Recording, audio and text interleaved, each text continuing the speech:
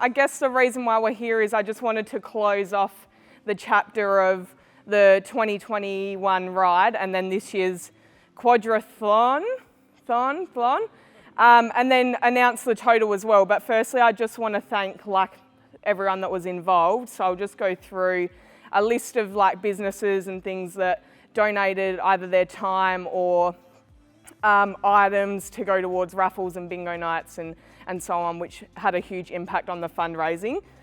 So Westmore Gifts, Malibu Fresh, Acton Real Estate, Fit Aid, Flex Fitness, D-Hive Studio, Bayside Barista, Jaffalado, IGA Shoalwater, Bayview Butchers, My Health Clinic, Gallant Co, Thor Construction, Accent Apparel, Hydra Bottle, Resilience Agenda, Ath Treat, Domino's Port Kennedy, Cafe Barco, Hayscapes, Insight Mind, Hypervice, Perth Wake Park, Blurred, Bodie Spas, Margaret River Properties, Uddy, Self-Aware, Freo Footy Club, West Coast Eagles, Summit Fertilisers, Fermoy Wineries, Little Creations Giftware, AJS Creative and Hire. So those, yeah.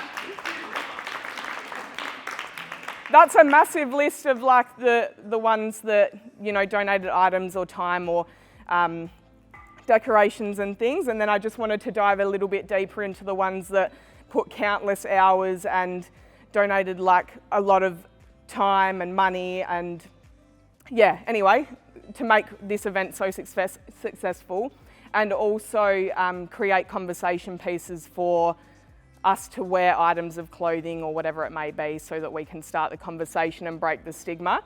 So the Hopeless Wanderer coffee van, they were with us in 2021 when I did the bike ride, and they came down and donated $2 from every coffee on the day, and we sold 100 coffees, which meant that they were able to donate $200 to the cause. Yeah, great.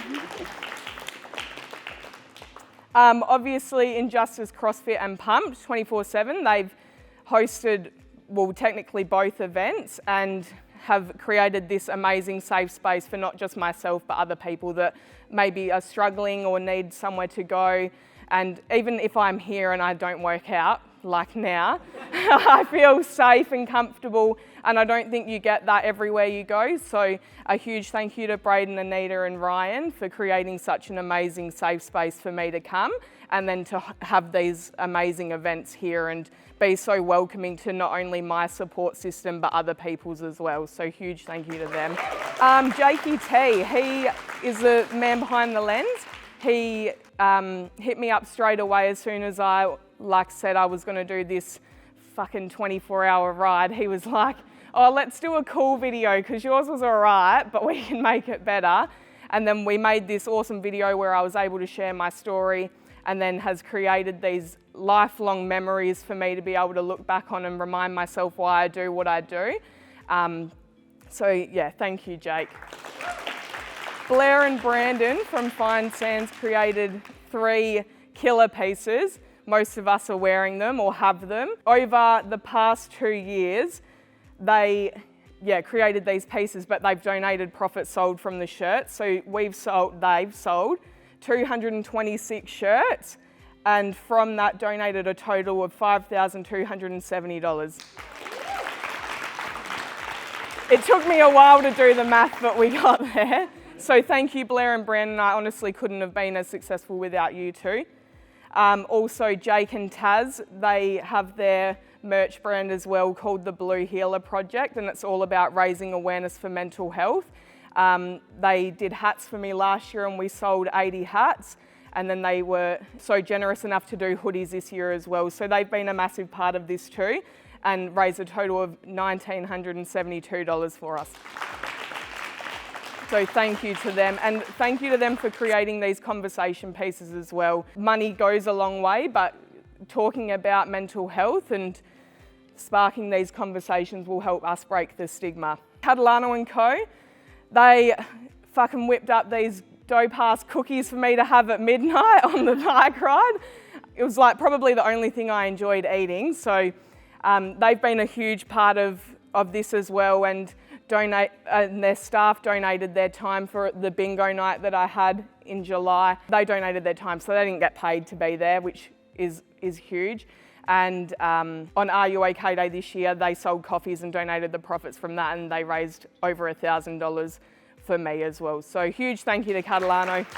Hustle Fitness Co, Andrew's been doing my programming for this event, and then I've had help from like Braden, Blake as well doing my programming. So I wouldn't be able to do these fucked up challenges without a support system that just pushes me a little bit further and then reminds me that I can do these things as well, because half the time I'm going, fuck, I can't do that. But here we are, done them both. And then Caitlin, who does my nutrition for me as well, tells me to neck about 84 Gatorades to get through it. So huge appreciation to them too, and they're not here today, but yeah, thank you to them. And then obviously like a massive thank you goes to my beautiful parents, Liz and Phil, and then my extended family as well, Uncle Tony, Auntie Julie, Kira and Nat. I wouldn't be able to do these things without their support. Walking side by side and then kind of going, yeah, fuck it, you'll get it done. You'll be right, babe. So yeah, thank you to Mum and Dad for being there. That's the core part, I guess, and it's just a reflection of like, I guess when you share vulnerability and things, we're only proven that there's so much support around us. These businesses don't have to get involved, but we all can kind of see the benefit of talking about mental health and trying to break the stigma.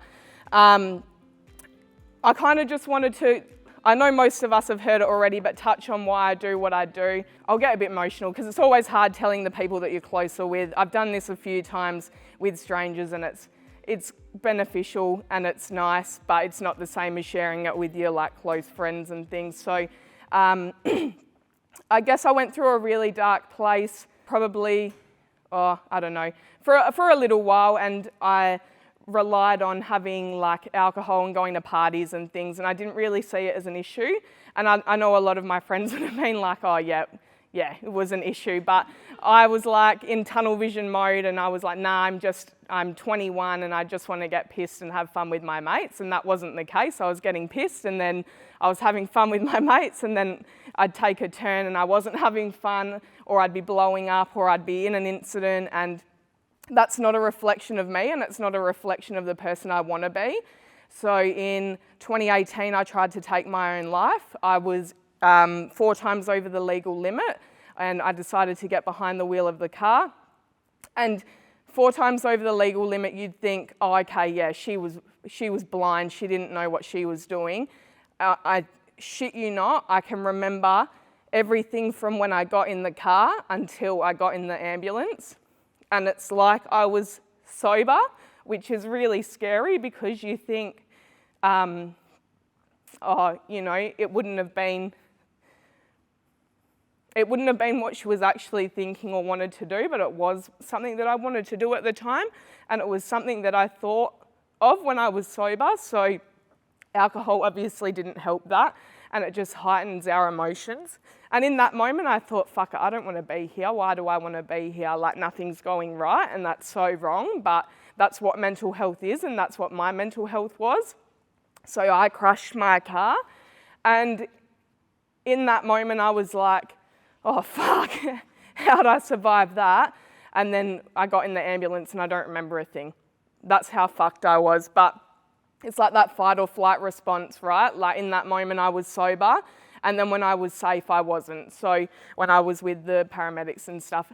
And then Mum and Dad were like to me, okay, there needs to be a change, and I think it needs to be you cutting out alcohol. And I was like 100%, if I don't cut out alcohol, my life will be over. And I genuinely believe that. So I hit my 3-year sobriety mark, and I would be going into 4 years, but I decided that I'm in a much better place now, and I am able to share things with people that I might not have been able to 4 years ago. So I've reintroduced alcohol, and it's a learning curve for me. It's not going to be perfect, obviously. I would like to think I can do it in moderation, but sometimes I will slip up. But I give myself grace because I didn't drink for so long, and I'm still trying to find my feet with it, which is totally fine. But one thing I do know is that if my mental health is bad, or if I feel like I'm losing control, then I'll just do what I did again, and I will cut it out. and not get to the point where I feel like my mental health is so low that I'll be scared I would do something like try and take my own life again. So that choice, rewinding a couple years, when COVID happened and things were getting cancelled, like fundraisers and stuff, I thought, like, what can I do? I'd love to raise awareness and I'd love to raise money for Lifeline. And someone was talking to me and they were like talking about sitting on a bike for a few hours, and then it just lit up and I was like, oh fuck it, I could sit on a bike for 24 hours. And it's something that I don't have to do with people around me. Like if we go into lockdown, and that was something that could have happened. If we go into lockdown, then it doesn't matter. I'll just do it anyway and I'll live stream it. So then I gave myself a year. I walked out into the lounge. I said to Mum and Dad, I'm going to do a bike ride 24 hours next year. And they were like, oh, okay, great. And then I posted the video and I announced it, and I made the, like, what was at the time Zoe's Ride for Life page. And I was like, if I don't do that shit, I won't do it, because I needed to hold myself accountable. So I put a year of planning and preparation into that. Obviously had such a huge support system behind me that it literally blew up, and I was like, oh yeah, I'll just do it in my backyard and close friends and family will probably jump in and out, into something that had, like, I reckon over 200 people come in and out of, easily 200. Firefighters, people I didn't know, people that had heard about it, like word of mouth, come down. Anyone that could get involved got involved. And just last year I raised $24,115, which is a huge effort. And then I finished it and I thought, I gotta do something again. I can't not do something now. Like that, having that goal and having something to put on my mind for a year was something that it gave me something to hold on to. So I was like, I need something again, otherwise I feel like I don't have a purpose. And I think my purpose is, if I can change or save one life, then I've done my part. So if I can do that with 2 challenges or until I'm 99, then so be it. So that was my purpose. And then I was like, oh, I give myself some time to heal and recover and my ass to not be numb anymore. And I was like, oh yeah, I'll do another thing. And I wanted it to have a similar effect and finish in a place where I felt safe. So I decided to do the quad, where I did the 3.9k swim, 13k run, 20k row, 75k on the bike. And now here we are. But I think if I didn't do those challenges and I didn't have these like batshit crazy goals, then the things that come up in my life now that are hard, I don't think I'd be able to deal with them as well as what I can now. So they've been my saving grace. In saying that, I think we should know what the total is. Just got to remember. $38,339.